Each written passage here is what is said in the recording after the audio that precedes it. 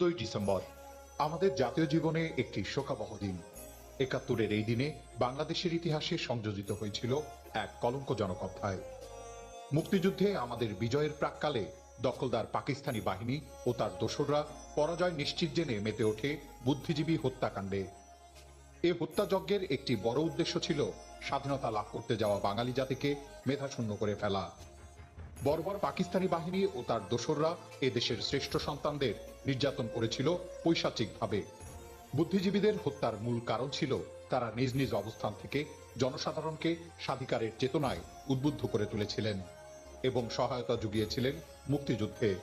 বলার অপেক্ষা রাখে না হত্যাকাণ্ডের শিকার হওয়া শহীদ বুদ্ধিজীবীরা তাদের মেধা, সৃজনশীলতা, জ্ঞান ও দক্ষতা দ্বারা স্বাধীন বাংলাদেশকে আরো সমৃদ্ধ করতে পারতেন।